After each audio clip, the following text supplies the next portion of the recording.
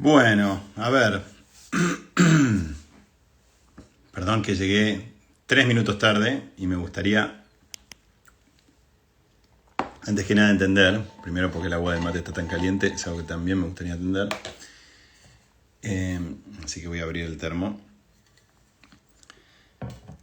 Y segundo, les tengo que pedir perdón porque estamos empezando un poquito más tarde. Hoy fue un día, esta fue una semana particularmente complicada, con mucha cosa y con temas de verano. Díganme, hola Caro, desde Miami, espectacular, Seba Willem, ¿cómo andan? Maestros, Caro Méndez, espectacular, Rebequi, arquitecto, o sea, gente que de diferentes mundos. La galera no está, pero debería estar, porque miren cómo están las chapas, complicado. Bueno, un gran placer, perdón por los cambios de horario, los cambios de día, semanas sí, semanas no, gente que en algún momento, Paula Katz, tanto tiempo, hola. Bueno, un gran abrazo a Medellín, desde acá, gente de Colombia, espectacular, me alegro muchísimo, viajando alguien que se conecta, maravilloso. Chile, genial, Chile, Paraguay, hola desde Chile también. Bueno, una maravilla. Estos 2-3 minutos los uso para saludos de Perú también. Quito, espectacular. Ecuador, maravilloso. La verdad, me emociona. Ahora entiendo perfecto. Abrazo de Rosario. Tenemos gente de Rosario New, así que, bueno, Eugenia se va a alegrar. Montevideo, espectacular. La gente anda leyendo como siempre. Maravilla.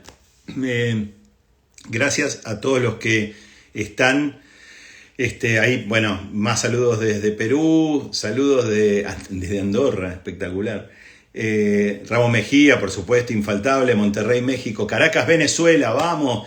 México, impresionante. Gales, argentinos en Gales. Bueno, no lo puedo creer, en serio. Ahora entiendo los programas de radio que vacunan a toda la audiencia, explicándole a todo el mundo que hay un oyente de Mendoza o de Bariloche o de Murcia, genial, pueblo de ciudad de mi abuela, Murcia, Totana, de hecho, Totana, Entre Ríos, Bogotá, Quintana y Parera, hay chetos, acá está el grupo de los chetos, Barcelona, Lanús, menos mal para compensar un poco Quintana y Parera, un poquito de Lanús, les pido por favor, está muy bueno.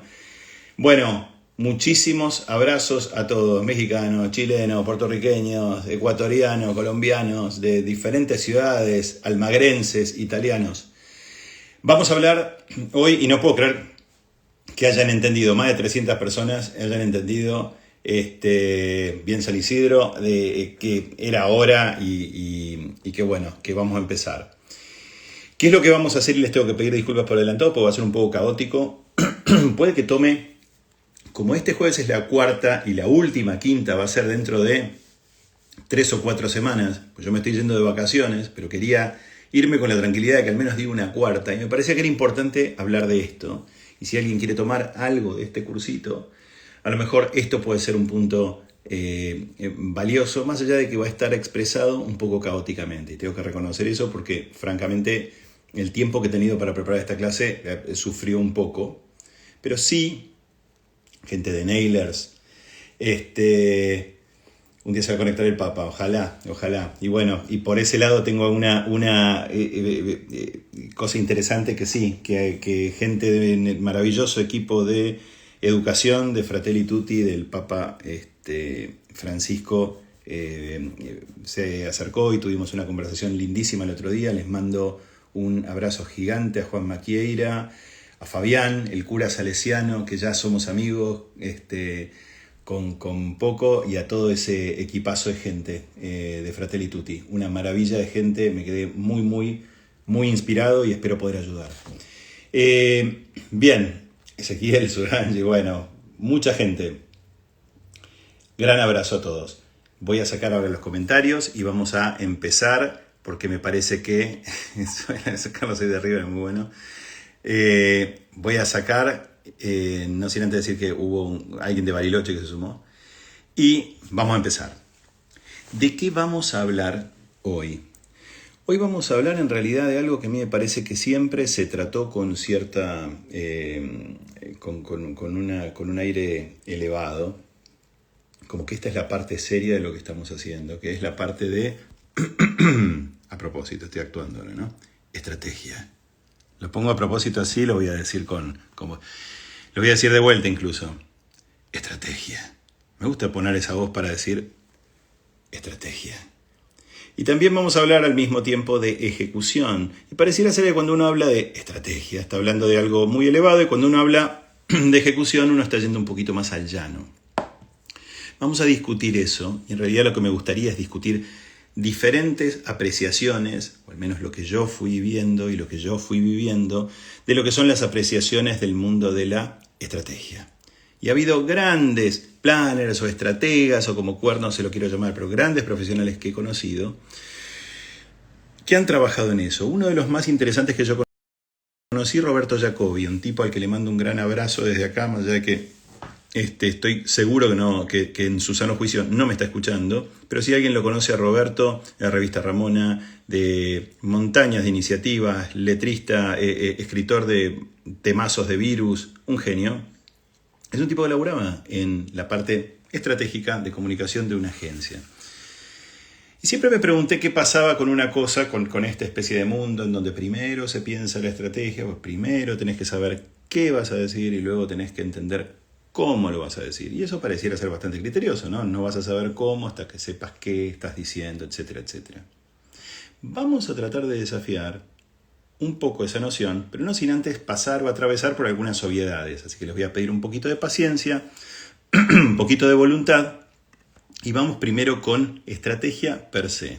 Yo tengo un problema con esta palabra. El problema que tengo con esta palabra es que tiene un origen marcial de alguna manera, un origen militar. Se la siente muy vertical, se la siente que tiene tufillo a órdenes y que se siente también una cosita guerrera en estrategia, pero es ni más ni menos que por algo que todos sabemos, que de alguna manera estrategia desde su etimología, estratego significa general y viene de stratos, que significa multitud o una armada o un ejército. Ya en el origen hay una idea marcial cuando uno habla de estrategia de comunicación. Y yo le he usado esta palabra, y de hecho he usado el tema de que nosotros tenemos que trabajar en la estrategia de esto, y nos ponemos todos serios como diciendo, bueno, no estamos haciendo cualquier cosa, estamos haciendo estrategia. Y sin embargo siempre tuve problemas con esto, pero ahora tengo más problemas que nunca. Y quiero explicar por qué, y de alguna manera quiero tratar de entender por qué junto con ustedes. A ver si pasa y me pasa y nos pasa. La primera pregunta que me hago cuando hablamos de estrategia es, ¿queremos hablar con alguien o queremos pelear con alguien? Pues si queremos pelear con alguien está buenísimo estrategia, viene bárbaro. Tenemos ya un general involucrado, tenemos un montón de cosas y para generales podemos nombrar o mencionar, por ejemplo, a un gran general en cuanto a estrategia, que era o es el general Petraeus. El general Petraeus es un tipo que agarró el desastre de la guerra de Irak, luego el desastre de la guerra en Afganistán, y comenzó a tratar de ordenar la estrategia de las fuerzas aliadas a los Estados Unidos, tanto en Irak como luego en Afganistán. Hubo una serie de desastres y desastres en la vida personal de Petraeus. Su estrategia de vida personal fue complicada. No obstante eso, se lo considera un militar brillante desde el punto de vista estratégico. Ahora, un militar brillante que hacía PowerPoints de estrategia como este que les voy a mostrar ahora. Miren un PowerPoint de Petraeus. Ok, esto es una página de un PowerPoint de Petraeus. Hay un gran artículo que me parece que está bueno, que dice lo confuso, lo complicado, que es un análisis de los PowerPoints de los militares y de los militares americanos. Miren el despelote de la estrategia Anaconda contra Al Qaeda en Irak de los Estados Unidos. Ya tratar de empezar a leer esto, con tantos ángulos, con tantas posibilidades, revela una cosa que es bastante sencilla de entender y que se lee antes de empezar a leer las palabras. Estamos en un quilombo grande, básicamente. O sea, nos metimos en el medio de una cosa que no nos deberíamos haber metido. Y esta estrategia Anaconda, que suena muy bien porque pareciera ser literalmente que es una estrategia de rodear el problema y sofocar al, entre comillas, enemigo, es la manera, y este es de alguna manera el set de herramientas o de ángulos que vamos a tener. Non-kinetics, miren la cantidad aparte de palabrejas y palabrerío complicado que hay acá. Interagency, kinetics, politics, inteligencia, detainee, ops, operaciones. Verdaderamente un despelote que forma parte de un mundo que es el mundo del PowerPoint, pues pareciera ser que el PowerPoint es un gran amigo de la estrategia. Uno cuando hace estrategia tiene que estar haciendo un PowerPoint, ¿no? Y tienes que poner una serie de charts y todos nos hemos encontrado frente al PowerPoint, graciosamente se llama Filminas, haciendo este tipo de barbaridades, como por ejemplo esta invitación al horror, que son algunas charts, algunos PowerPoints que tienen que ver con estrategia. Miren lo que es esto. En general la estrategia es muy amiga de las flechas, ¿no? Uno tiene que tener flechas, una buena cantidad, un buen stock de flechas, colores feos, volúmenes raros y tratar de hacerse por un ratito el serio con algunos diagramas diciendo tal o cual cosa. Cuando se habla, no se habla en general de corazón o de sentimientos, pues estamos hablando de estrategia. Lo que se habla es del cerebro. Miren, acá tenemos un chart con un cerebro. Y miren qué feo que es este chart, que explica, por un lado, yo me afané algunos charts de algunas presentaciones que son horribles, que te cuenta el hemisferio derecho, que acá convenientemente está puesto a la izquierda de la imagen, y el hemisferio izquierdo, y nos explica cada uno. Estrategia de operaciones en el izquierdo, el otro es hacer cosas innovadoras, o sea, uno es el fluido y el otro es el esquemático, bla, bla, bla, bla, bla. O sea, básicamente, todo muy 1, 2 y 3. Todo muy militar, ¿sí? Y no estamos acá para hablar bien o mal de lo que puede llegar a ser el tufillo militar que puede llegar a tener la idea de estrategia. Sino que lo que estamos diciendo es que nos parece en principio muy rígido y no nos parece, sobre todo, y esto creo que es lo más importante de todo en una tarea de comunicación, no parece muy amigable. Y hablando de amigable, si uno se va un cachito atrás, y les advierto que esta es la parte, creo yo, más aburrida de toda la presentación, pero creo que es importante atravesarla. Así que les pido por favor que no bostecen de más y que me lo banquen. Yo tomo mate, ustedes tomen café, o tomen mate también. Porque nos tenemos que ir incluso más atrás para entender si hay alguna pauta de la comprensión de la realidad y de la comprensión y el conocimiento de lo que pasa antes de comunicar, que pareciera ser más interesante que plantear una estrategia, en algún lado. Y por supuesto que ese lado lo vamos a encontrar ni más ni menos que en la filosofía. Vamos a ver, usando un jugueteo muy berreta futbolístico, porque existía un jugador de fútbol que se llamaba Sócrates, que era maravilloso. De hecho, me encantaría alguna vez hacer un documental sobre ese señor, jugador brasilero tremendo. Pero acá estamos hablando de un Sócrates previo, que era ni más ni menos que un filósofo. Y básicamente, Sócrates consideraba otra forma de aproximación que no era estratégica, sino que era mucho más amigable o amistosa para la comprensión de la realidad y para el conocimiento, que lo podemos llamar una formación cooperativa del conocimiento. Vamos a tratar de entender en qué consistía la formación cooperativa del conocimiento, o sea, cómo se logra el conocimiento. Primero que decía Sócrates es esta cosa de comprender la propia ignorancia antes de tratar de salir a decirle a alguien nada y preguntar más que decir.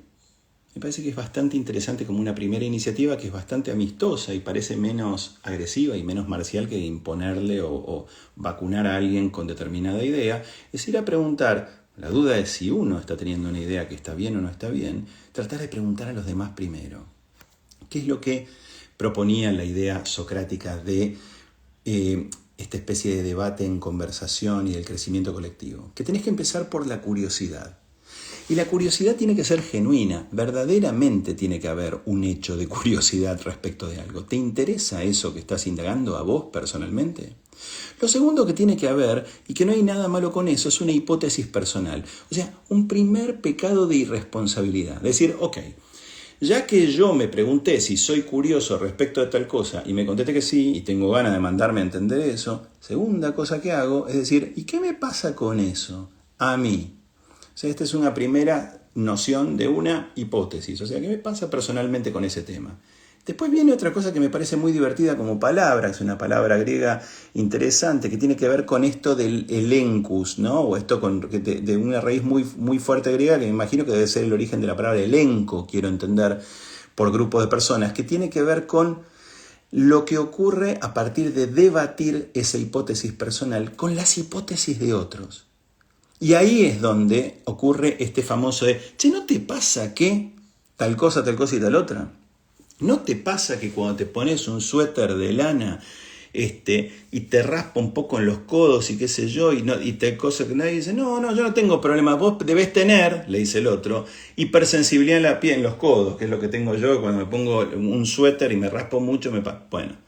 Eso es un intercambio en donde una persona le dice una cosa a la otra le dice, no me pasa lo mismo, pero comprendo lo que te pasa a partir de mi experiencia personal de no pasarme, pero saber que a otro le ha pasado. Ergo, estamos llegando a una cosa en donde eso que vos estás comentando se encuentra o se contrasta o se funde con mi impresión. Pero lo que sigue es lo más piola que me parece el caso. Según Sócrates, lo bueno es que a partir de esta debate, esta ida y vuelta respecto de determinada idea, lo que se llegaba es una especie de curación, y esto lo estoy poniendo yo, una especie de selección de las diferentes hipótesis de las diferentes personas para decir, che, ¿nos parece a partir de este debate tal cosa y tal otra respecto de esto? Que la paciencia en realidad tiene que ver con aquello y lo otro. Y a partir de eso lo que se propone es una acción. ¿Qué quiere decir esto? Actuar en la vida respecto de esta verdad que ha sido descubierta colectivamente. En cierto modo lo que funciona acá es una cosa que es bastante sencilla y que tiene que ver con aquel famoso y bien llevado por, y no estoy preparado como para de ninguna manera elaborar en esto, pero sí decir que Santo Tomás de Aquino, etcétera, de alguna manera lo que proponen en esta especie de desafío dialéctico es llegar a una idea de que yo tengo una hipótesis, alguien me propone una hipótesis que en realidad funciona de antítesis, ¿sí? Su hipótesis a lo mejor está en la vereda enfrente de lo que yo pensaba, de modo que a mí me funciona como una antítesis, está en la otra vereda, y juntos establecemos algo que puede determinarse como síntesis, una síntesis de estas cosas. Qué difícil es encontrar hoy en el terreno del pensamiento y en el terreno de la política en particular, en Latinoamérica y en el mundo, este tipo de ejercicios que lleguen a una verdadera, auténtica síntesis. En este momento estamos en una era de hipótesis encapsulada, antítesis encapsuladas, debates de confirmación de que estas dos cosas son en realidad estas dos, síntesis paralelas y ninguna posibilidad de fusión en una síntesis común. Esto está cambiando, y esto sí es importante verlo y observarlo con esperanza. Empieza a haber datos, y esto no es un secreto, pero yo lo trato como si fuera un secreto, de que los ciudadanos en los países de Latinoamérica en particular se están empezando a mostrar hartos de la ira entre políticos y de la utilización de la violencia dialéctica versus el debate auténtico, no el debate de piripipí, zaraza y decir que yo soy democrático y toda esa historia. En realidad, lo que los ciudadanos estamos pidiendo a gritos es debate dialéctico, o sea, aumentar nuestra inteligencia. Hasta acá todo parece muy lindo y todo parece incluso muy civilizado. Y acá es donde va a empezar a tener un poco de acción. Acá nos vamos a empezar a poner, creo yo, un poquito más divertido después de todo esto y yo le voy a meter a las 22:22 de Londres. ¿Y con qué le voy a meter? Con una palabra que además se ha sumado siempre a este tema de que el estratega o el planner, ¿sí? O la persona que planea determinada acción de comunicación, lo que propone en general es que nosotros tenemos que tener un trabajo previo al trabajo creativo de investigación. O sea, si vamos a estar jugando diciendo algo y qué sé yo, lo que tenemos que hacer es investigar. Y entonces hacemos lo que los gringos llaman la tarea de research y pesquisas, encuestas, big data, análisis, etcétera. Pero si nosotros nos ponemos un poquito más interesantes respecto de eso, yo les voy a dar la pauta de alguien que a mí me encantaba y que yo les recomiendo, si ustedes tienen ganas y paciencia, pero la verdad que a mí me resultaba muy, muy divertido, que es que vean una vieja serie que no habla necesariamente en los términos que hablamos hasta ahora y ni siquiera en los términos filosóficos que hablábamos hasta ahora, sino que habla de otra cosa que es interesante, que tiene que ver con la deducción y la inducción. Y vamos a hablar en particular de la inducción, que me parece que es, a mí personalmente, la parte más interesante. Y lo que vamos a estar hablando es de un señor que en vieja serie de televisión feo color, canales de televisión, canales de cable de Latinoamérica muy berretas y demás, que se llama Columbo. Véanse unos capítulos de Columbo. ¿Por qué? Porque Columbo, como el padre Brown en Chesterton, como Sherlock Holmes, y como incluso las formas de desarrollo creativo de un tipo como Edgar Allan Poe, trabajaban todos desde la inducción. ¿Qué quiere decir la inducción? La inducción significa, todos lo saben y lo sabemos todos, pero vamos a levantarlo de vuelta. Tomar algo pequeño y particular, quizás hasta interpretado como azaroso, accidental, anecdótico, y evaluar a partir de esa cosa tan pequeña una verdad muchísimo más grande, y es una verdad general. El procedimiento de los Columbo, los Sherlock Holmes, el padre Brown. Por ejemplo, el padre Brown tiene una historia que es lindísima. No me acuerdo el nombre del cuento, pero es una de las historias del padre Brown, que es un detective cura. Y este detective cura hace una serie de cosas en las que constantemente va caminando con alguien y a ese alguien le va dejando cosas tiradas de maneras extrañas en diferentes lugares a donde van. Estoy explicando lo pésimo, pero les quiero decir esto. En un momento le pone una cantidad excesiva de azúcar en el café sin que se dé cuenta este tipo. Y este tipo se toma el café y no dice nada.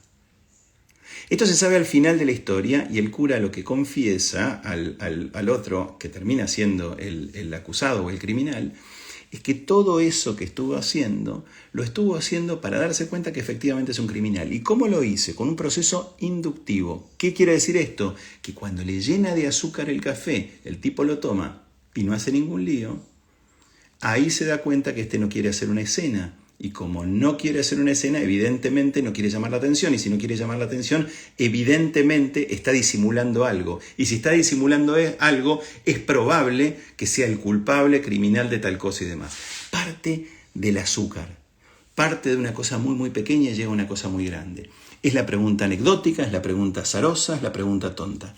Les confieso que en desarrollos de research y sobre todo en tareas de encuesta, es muy interesante trabajar, creo yo, inductivamente, no para concluir cosas gigantescas y apurarse a decir, bueno, esta es la posta, sino para llegar a determinadas sensaciones de ruidos que puede haber en la muestra, de mentiras que se nos estén diciendo, como la de este criminal que está tomando un café lleno de azúcar y no está diciendo nada.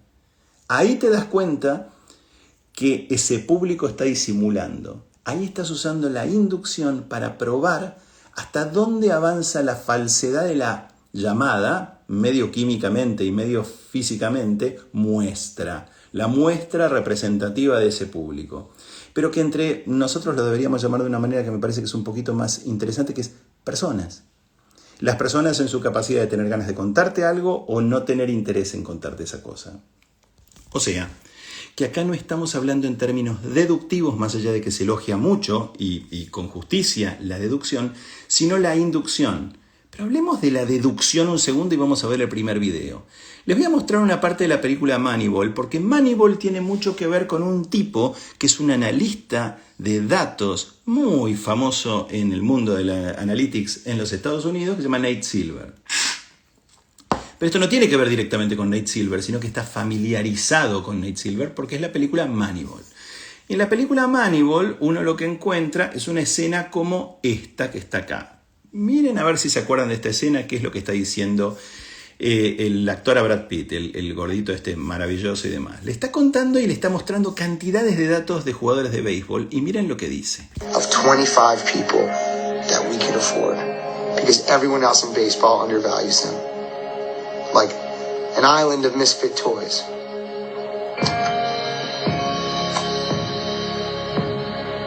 Billy, this is Chad Bradford. He's a relief pitcher. He's one of the most undervalued players in baseball. His defect is that he throws funny. Ok. ¿Escucharon eso? Básicamente lo que dice es, le da una cantidad de datos a Brad Pitt y le dice, de los datos, no de las impresiones, sino de los datos efectivos de todos estos tipos, podemos llegar a sacar 25 jugadores que encima entran en el presupuesto del club. Vamos a ir al caso de Chad Bradford. Es un tipo que tiene algunos de los índices más altos de efectividad en pitching, que es tirar la pelota. ¿Cuál es el problema y qué es lo que lo hace tan subvaluado? El hecho de que tira la pelota de una manera ridícula. Miren cómo tira la pelota. Nobody in the big leagues cares about him because he looks funny. This guy could be Tira la not just the pelota de best abajo. pitcher in our bullpen. Eso se llama el sub, que lo hacen algunos. Yo no sé nada de béisbol, y quienes sepan de béisbol acá me van a entender, pero es como una la tirada submarina, la tirada por abajo. Y tira raro. Eso genera una respuesta por parte nuestra, desde nuestra apreciación, que saca al tipo de la norma y lo pone en una situación, a menos que demuestre muy, muy grandemente que es sumamente efectivo, de ridículo. Y el ridículo en realidad es un dato que, comparado con el mar de datos que está ofreciendo este tipo a Brad Pitt, que es un sistema deductivo, lo que está diciendo es, toda esta data que está acá nos está llevando a un punto. Es un punto de que nos estamos equivocando cuando estamos eligiendo a este pitcher en lugar de este otro pitcher. Todo esto nos está indicando, este mar de datos nos está indicando que en realidad ese elementito chiquitito que tiene que ver con tirar de abajo en vez de tirar de arriba, es una tontería que no hay que tener en cuenta, sino lo que hay que tener en cuenta es que ese tipo efectivamente es mejor que este y no lo estamos viendo. Esto, ¿sí?, que aparece en el terreno del research y que aparece de alguna manera en este mundo que Nate Silver determina muy bien, que tiene que ver con la señal y el ruido, en un libro que explica por qué tantas predicciones no funcionan y por qué algunas sí. O sea, dónde sí, dónde no. Acaba de pasar esto en otra elección más en Chile ahora, en donde la izquierda tuvo un resultado, la izquierda joven tuvo un resultado muchísimo mayor que el que se había predicho o predecido en diferentes encuestadoras famosas, etcétera, etcétera. Ya sabemos que eso está pasando y pasa constantemente. Ahora, hasta acá venimos con un aire como medio solemnón, ¿no? Nos estamos poniendo como bastante serios. Venimos con Sócrates, Petreus, Tomás de Aquino, Arthur Conan Doyle, Allan Poe. Y hay alguien que me debe estar diciendo del otro lado, con razón, pero yo tengo un maxi kiosco, ¿entendemos? Que necesito ver qué hacemos. Pido a la persona del maxi kiosco, por favor, y espero genuinamente que haya alguien que tiene un maxi kiosco en todo este público, por lo menos una persona, que me tenga un poquito de paciencia, porque creo que vamos a llegar a de alguna manera la síntesis viable hacia un maxi kiosco, que a mí es lo que más me interesa llegar. O sea, quiero llegar yo también al maxi kiosco. Voy a empezar con una cosa que es bastante simple y que sí tiene que ver con la filosofía y que si yo fuera ustedes tomaría. Una cosa muy simple. Todos los humanos nos preguntamos, solo que algunos le preguntamos a los demás, pero la filósofa o el filósofo se pregunta primero. Se pregunta antes de preguntar a los demás.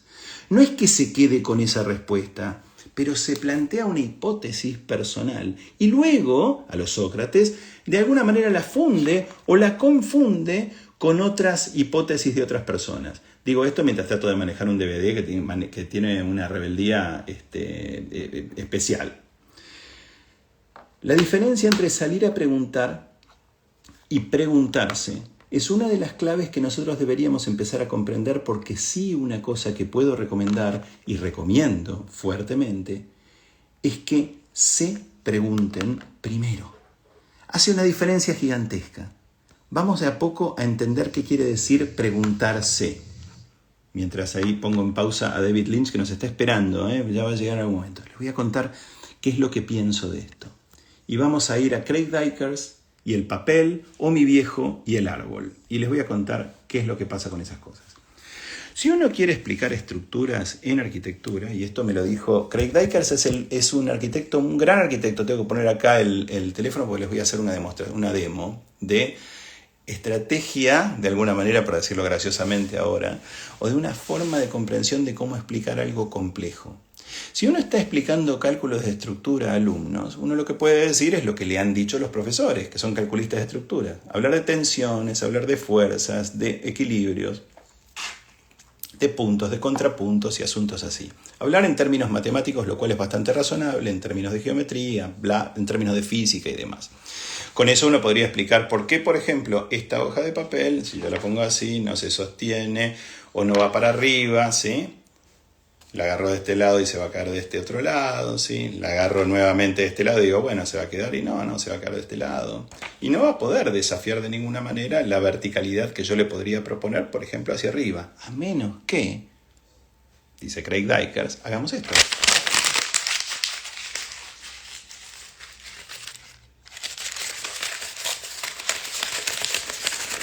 Me tomo un tiempo, ¿eh? ¿Qué es lo que está operando en este momento con este simple ejercicio? Lo que está operando son un montón y una montaña de tensiones que están ocurriendo acá por todos lados. Las famosas tensiones de lo que tanta gente de marketing habla hoy en día. ¿Sí? Que están bien, está bien hablar de tensiones. Miren cómo se comporta esta hoja. ¿Se cae para un lado? No, no se cae. ¿Por qué? Porque están operando fuerzas y contrafuerzas que yo le impuse al comprimir esto y al abrirlo. Y están todas estas líneas. Así trabajan algunos arquitectos como, por supuesto, el famoso Frank Gehry, por ejemplo, que hace que esto, ahora, ¿se cae? No, no se cae, no se cae. ¿Sí? Pero recién se caía, hace unos segundos se caía. El material es el mismo, ¿sí? Y sin embargo, miren lo que pasa. Lo agarre donde lo agarre, de alguna manera se va a estar sosteniendo y va a ser vertical. Eso es preguntarse. Es concentrarse en la pregunta de uno de ¿qué me pasa con esto?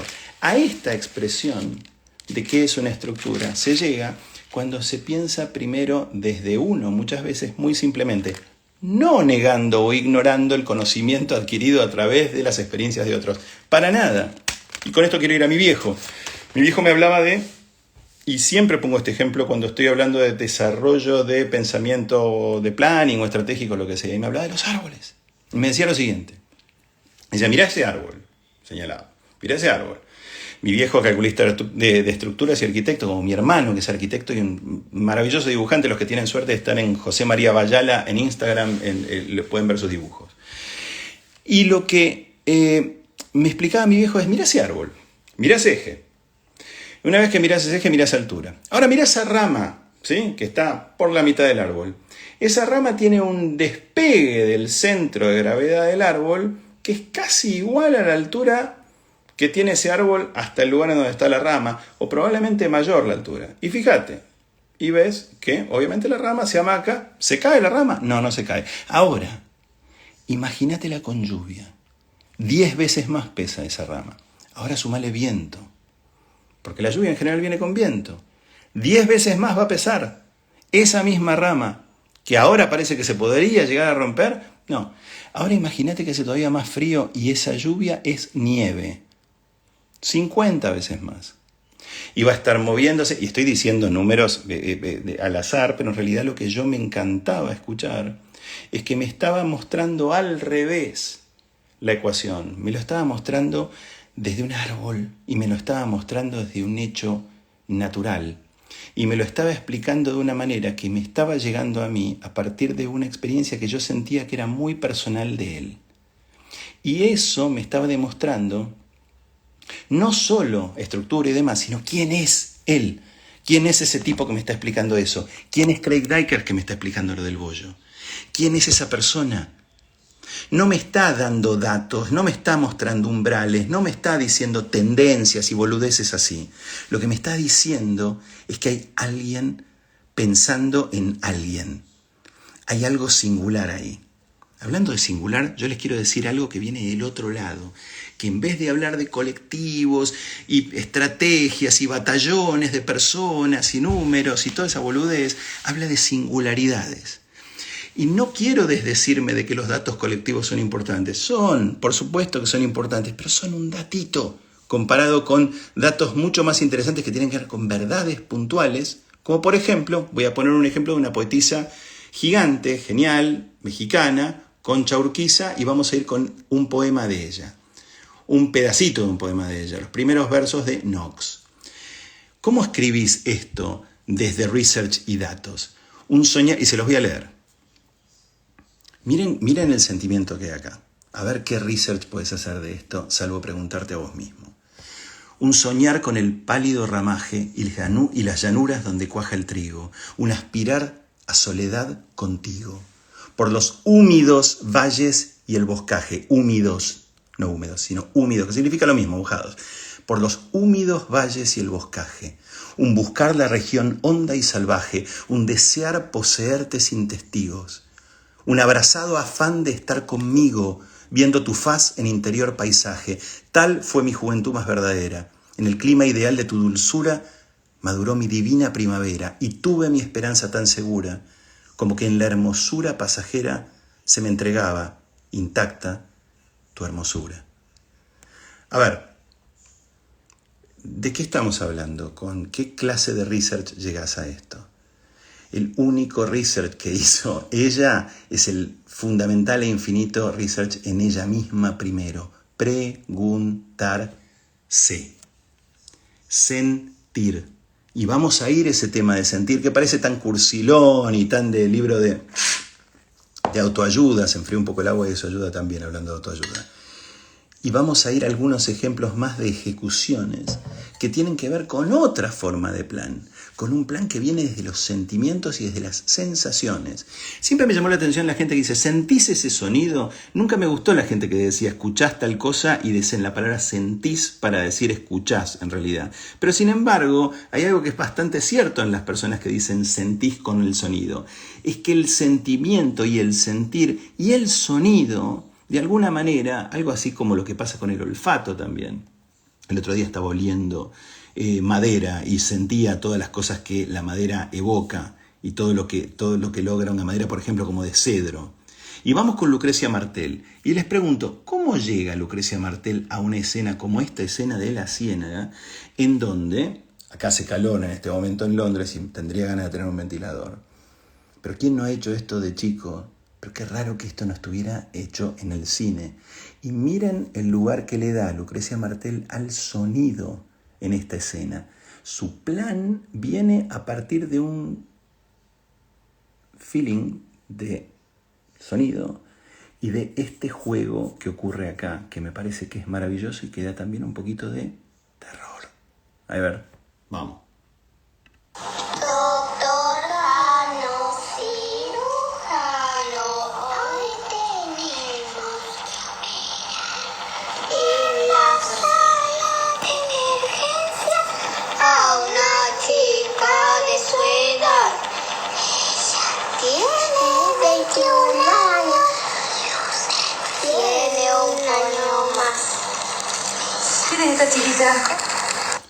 Miren qué poquito les estoy dando de esta película, y muchos de ustedes probablemente si son argentinos la han visto, pues es una película que tuvo mucho nombre en Argentina y mucha fama en Argentina. Pero miren lo que pasa con la sensibilidad de comprender, qué ganas tengo de filmar y de sentir esa cosa de hablar en el ventilador. ¿Cuántos de nosotros hemos hecho este juego tonto de cantar en el ventilador para que se dé eso? O de dejar un mensaje por WhatsApp, como yo hice el otro día, en un empedrado, mientras iba en bicicleta y que sonaba porque me parecía que era divertido. Son esas comprobaciones, son pruebas y juegos que uno hace. O sea, el sentir y darnos cuenta que esa cosa es verdad. Les voy a poner una cosa que yo particularmente me estoy un poco fascinado y me da un poco de vergüenza reconocer que estoy bastante fascinado con una canción muy pop de los últimos... Es más, yo no sabía ni cómo se pronunciaba J Balvin, pensaba que se decía J Balvin, honestamente, perdón Colombia por esto, pero voy a poner algo de J Balvin que me parece que es primero me parece que es un temón. Y segundo, lo interesante que tiene este tema, para mí, su video es a mí me resulta malísimo personalmente, la canción me parece buenísima, pero quiero entender qué es lo que pasa con la idea en este tema. ¿Qué es lo que pasa con este tema? Vamos a escucharlo y vamos a evaluar qué es lo que pasa, el sentimiento que hay en el tema. ¿Por qué? Porque les voy a leer la letra de este tema por un segundo para ver si ustedes se animan a ir a un estudio de grabación con esta letra. Dice... Esto se jodió, la vecina no sé qué bebió, el vecino no sé qué prendió, a la gente no sé qué le dio, pero todo el mundo está loco, está loco, está loco. Ok, ni a la esquina llego a grabar con alguien que me dice, che, tengo esta letra. Y entonces uno escucha y se da cuenta que funciona. Vamos a ver por qué funciona y cómo funciona. Escuchémoslo, no les quiero mostrar el video porque no los quiero confundir con el video, no me gusta, pero sí el tema. temón personal.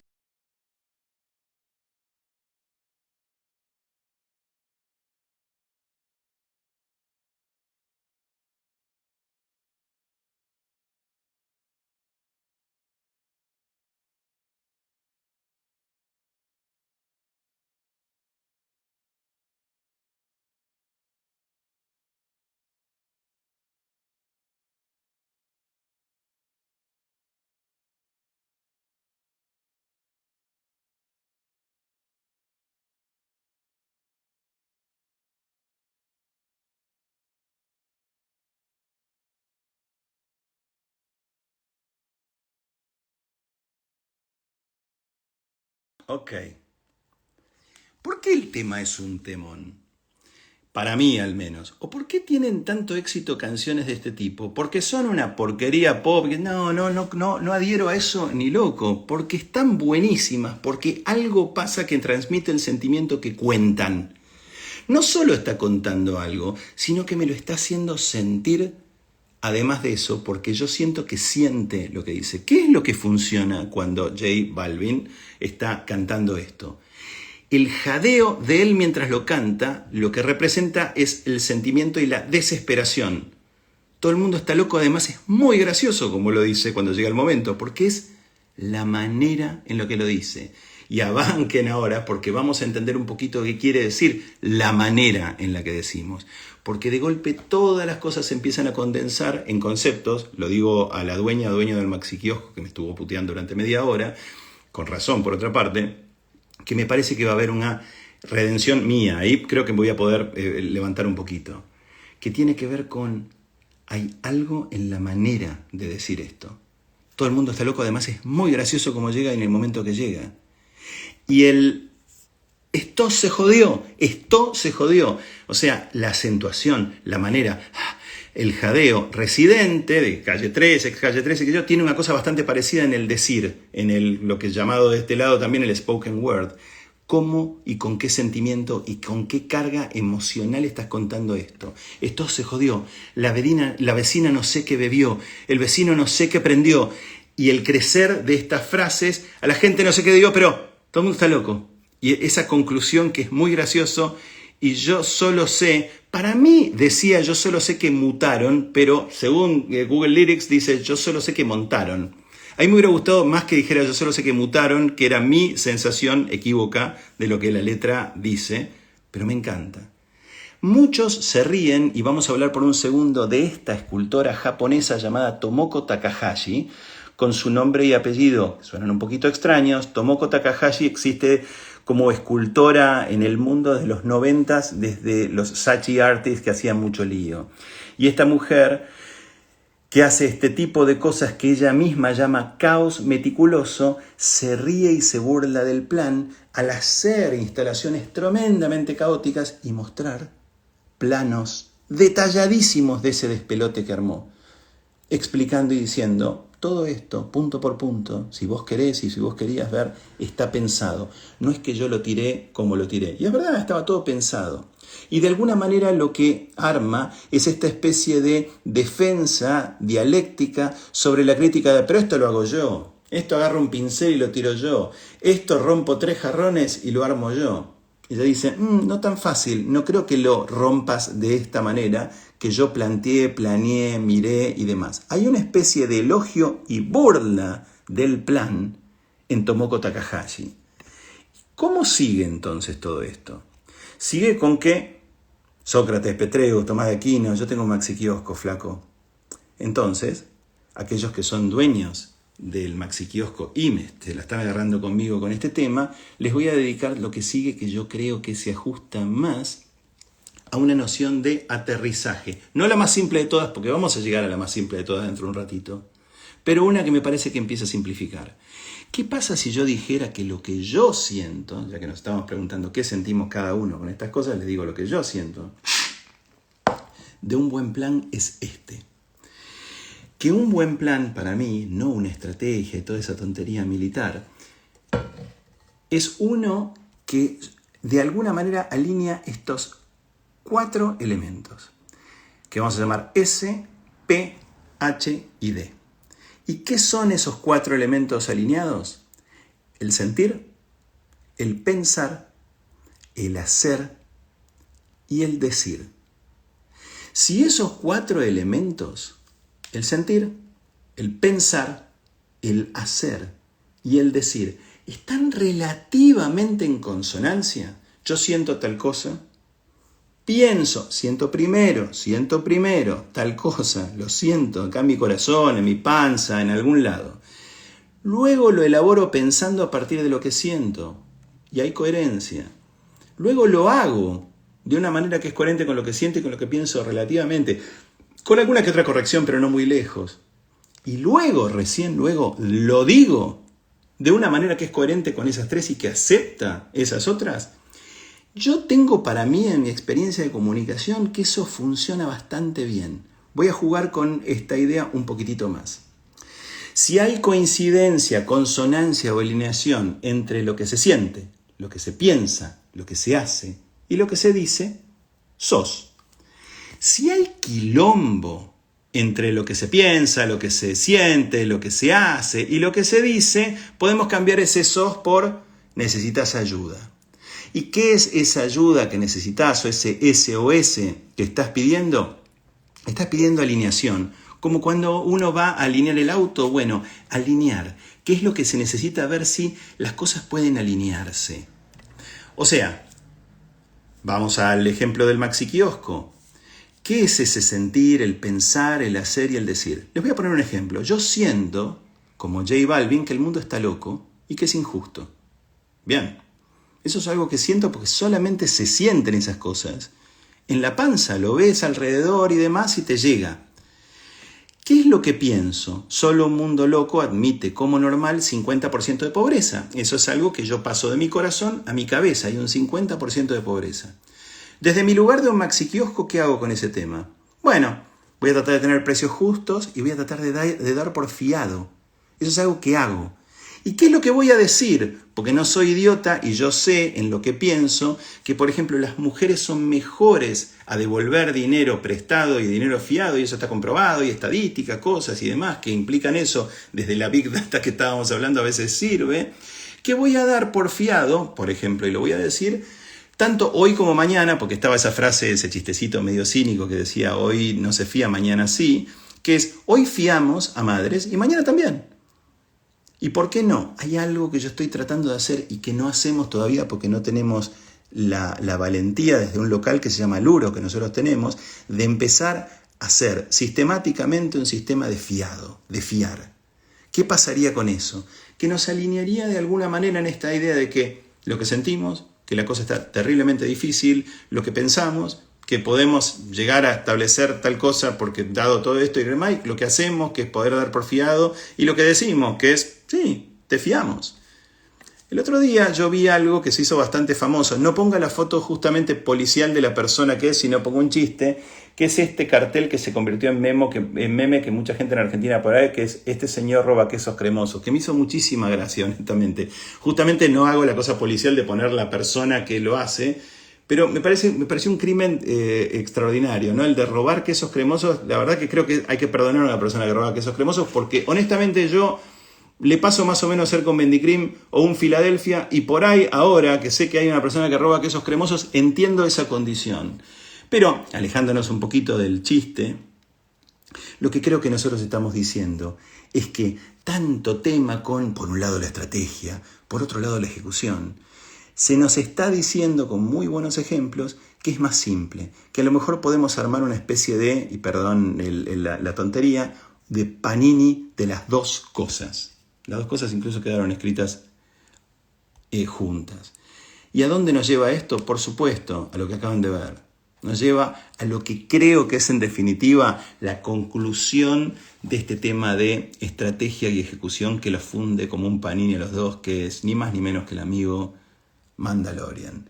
Quienes hayan visto Mandalorian y se hayan quedado fascinados, como mi hijo Domingo y yo, que no paramos de mirarlo y de remirarlo y de verlo y de reverlo, van a ver que en Mandalorian se da una cosa, espero que sea el caso de ustedes que lo han visto y demás, pero en Mandalorian se da una cosa que a mí me parece que nos indica o nos da un dato que nos puede llegar a servir y mucho en el desarrollo de planning o lo que fuera que queramos llamarlo, incluso estrategia si quieren, que es the way. Los ingleses tienen una palabra que funde las dos cosas. Funde camino o la decisión del camino que tomamos con las formas. O sea, el qué vas a decir con el cómo vas a decir. ¿Qué cosa vas a decir como planner y qué sé yo? ¿Y cómo lo vas a decir? Hay una palabra en inglés que funde las dos cosas que es way. Way significa, de acuerdo al contexto en el que esté, puede significar camino, literalmente, o puede significar manera. Y hay mucha gente que trabaja con una fusión de esas dos cosas. Planea mientras prueba y prueba mientras planea. Siente lo que está haciendo mientras piensa lo que está haciendo, mientras planea lo que está haciendo. No planea primero, piensa después, siente al final. No se arma eso. Todo funciona de alguna manera como una ruedita juntos. Voy a poner el caso de Ghost Dog porque es The Way of the Samurai, que siempre me pareció maravilloso y que es una película de Jim Jarmusch, que llega a este tipo de maravillas o de estos momentos en donde declara que que el ser que es una especie de sicario y demás, de la película, no les quiero contar mucho más de la película, quiero que la vean, sí, The Way of the Samurai es buenísima, ¿no? Ghost Dog. Pero miren esta escena para entender un poco de qué está hablando Jarmusch y de qué está hablando a partir de Forest Whitaker, que es el actor, de los códigos que tiene este personaje, que son códigos complejos. Acá viene caminando. Escuchen la música. En la tradición del western, acá se va a pudrir todo, obviamente, ¿verdad?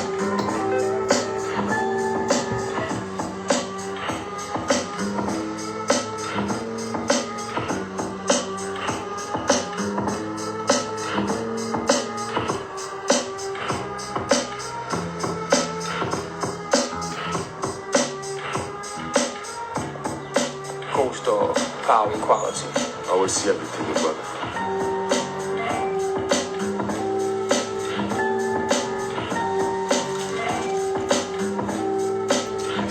Extrañamente muestra una paz en los dos.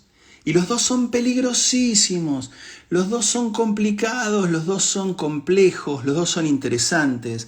Forest Whitaker hace este personaje que es una especie de sicario y como tal se le encomiendan trabajos y los trabajos que se le encomiendan se los encomiendan a través de palomas mensajeras, cosa que ya es maravilloso un comentario respecto a la tecnología.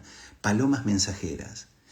Y de algún modo lo que nos está diciendo Jarmusch con esto es que él fue haciendo la película evidentemente, tendría seguramente un plan, mientras también la sentía. Y la música en Jarmusch es un tema muy importante, en donde constantemente se siente que hay un feeling de los personajes, que es lo que pesa. Y si no, ¿quién explica esta escena? Y voy a ir a Buster Keaton ahora por un segundo, de Buster Keaton. ¿Cómo se explica si no se dice que esto es una prueba junto con un plan, junto con una historia que se está contando? Todas las cosas pasando juntas. Si no, no podés llegar nunca a esta idea y a esta historia si no la probaste físicamente, mímicamente. Miren esto. Miren esta idea.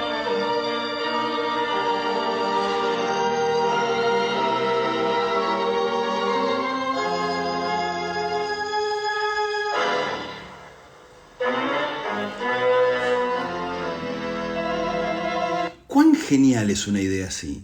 Y esta es una idea de probar y de testear y de darse golpes y de ver y de observar. ¿Cuánta calma tenés que tener para que se caiga semejante fachada, no tengas un accidente horrible, no se te sienta el miedo?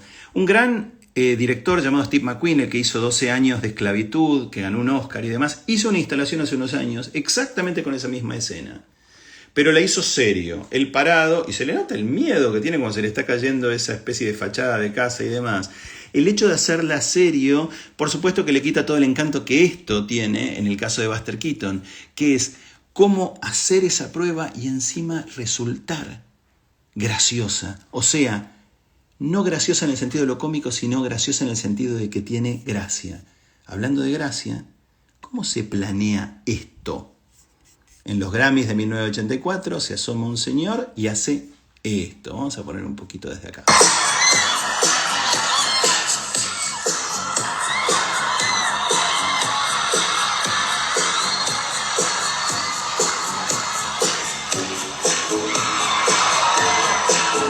Lo vimos en las calles ahora con un montón de tipos imitándolo durante años y demás. Miremos esto.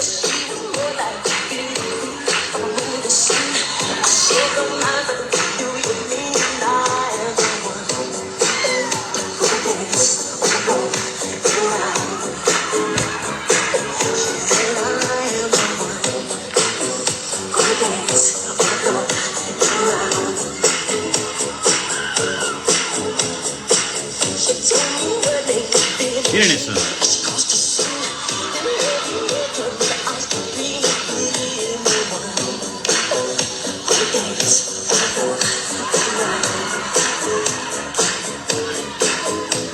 ¿Cuánta onda hay que tener para poder llevar adelante semejante cosa en donde hay un número que es un número que involucra coreografía, mímica, movimientos, momentos y demás? ¿Hay research en él? Claro que hubo. De alguna manera el research fue un research de goce, de observar cultura, de escuchar. Cuando se le preguntó de los artistas favoritos que tenía Michael Jackson, él dijo el favorito de él en el momento que se le hizo, pues es genial con los artistas que pasa y los grandes artistas que siempre contestan diferentes esas preguntas. Pero en una revista con una nota muy interesante que para mí fue muy piola leer, él dijo Tchaikovsky. Y habló de Tchaikovsky y explicó por qué fundamentalmente a Tchaikovsky y su música en función de coreografías y demás le resultaba tremendamente poderosa y digna de una enorme admiración. Dije que me iba a pasar unos 10 minutos y voy a cumplir con eso. Me voy a pasar un poquito más, así que voy a pedirles que me tengan un poquitito último de aguante con esto. Pero lo que hizo en realidad es hablar del research desde el goce, no desde la obligación. El otro día hablé y estamos haciendo un proyecto y tengo el honor de hacer un proyecto con Vasilis Marmatakis, que es el tipo que hizo los grandes, maravillosos afiches de las películas de Lobster, las películas de Látimos.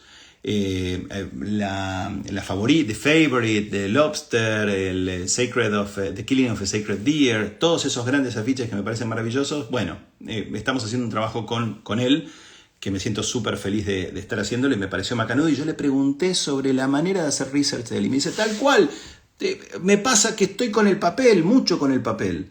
Me dice, por ejemplo, te voy a contar una cosa que hice en la universidad. Ah, no sabía que él hacía research en universidad o lo había hecho. Yo hice durante unos años un trabajo de mi tesis que tenía que ver con la burocracia en Grecia, juro, entre 1977 y 1980 y pico, y cómo funcionaba eso escrito, qué tipografías se usaban, qué mecanógrafos se usaban, qué dactilografía, qué escritura, qué formas. Estudié las tipografías de lo que era la burocracia en ese momento. Hay una cosa que a mí me pareció genial cuando él me estaba hablando, porque yo le decía, uno de los lugares que menos se chequea y que más tienen no es Google, sino que son las bibliotecas y las hemerotecas en el mundo. Están vacías, está con mucha gente con laptops abiertas, muy poca gente saca libros, los abre y abre revistas. Y les recomiendo que empiecen a volver al archivismo y a mirar y a observar ese tipo de desarrollo de comprensión de la realidad, además del hablar con personas, por supuesto. Pero lo bueno en los libros y en las revistas es que uno habla también con personas de otras épocas, y lo hace a través de un extraño instrumento que es el libro o la revista, que es una invención cultural rarísima, pero que tiene un ingrediente que a mí me parece genial. Además del aspecto visual, tiene un aspecto táctil y tiene algo que me resulta a mí genial, que es olor. Los libros y las revistas viejas tienen olores muy particulares y esa experiencia en sí evoca montañas de cosas. Y hablando de evocar y de qué nos pasa cuando evocamos determinada emoción, ¿por qué no hablar de experiencias personales? Y si hablamos de experiencias personales, ¿por qué no hablar de experiencias personales traumáticas? Y en este caso no les voy a hablar de una experiencia traumática mía, sino de un artista o de un gran artista llamado David Lynch, que trabaja muchísimo desde la comprensión de sus propias pesadillas. ¿Qué le pasa con ellas? Acá vamos a ver y vamos a tener un ejemplo de una pesadilla que él lo tiene en Eraserhead, ¿sí? Y voy a poner un poquito de Eraserhead para entender qué significa una pesadilla en Lynch. Primero un sonido muy, muy raro de fondo. No necesariamente creepy o lo que fuera, sino raro. Que es un trasfondo difícil de escuchar porque los bajos son difíciles de escuchar hoy en Instagram o lo que fuera. Pero hay un sonido bajo constante, como si hubiera un subte pasando por abajo. Por supuesto. Y luego estos momentos.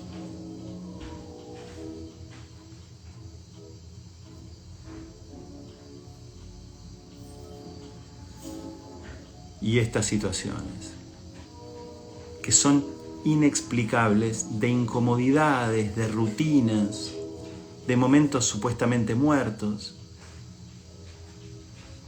de formas tensas de aburrimiento, que pareciera no llevarnos a nada hasta que nos llevan a algo que le está pasando a él con su mente. Ahí sí se ponen en su mente.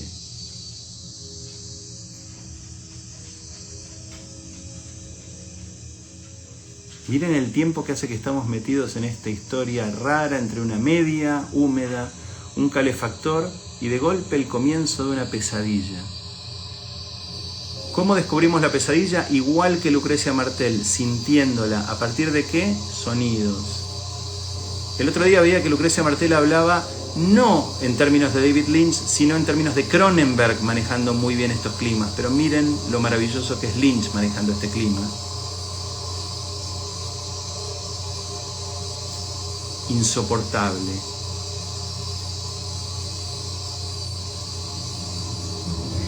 A veces, y pongo acá pausa antes de pasar a la última cosa, antes de rajarnos todos, irnos, es más sencillo cuando tiene que ver con lo que nos pasa y lo que sentimos. Yo siempre tuve una sensación muy particular y de mucha solidaridad respecto de alguien que quería mostrar y quería mostrarse y quería salir y quería expresarse, que es George Harrison en los Beatles. ¿Y qué pasó con George Harrison en los Beatles? ¿Y qué pasó cuando George Harrison, ya los Beatles desarmados, empieza a escribir, componer, grabar lo que se le canta y compartirlo al mundo? Porque hay cosas tan simples como una letra tan elemental como tiene esta canción y tan hermosa, pero que en realidad no viene necesariamente de un research muy complicado, sino que viene de un sonido de una guitarra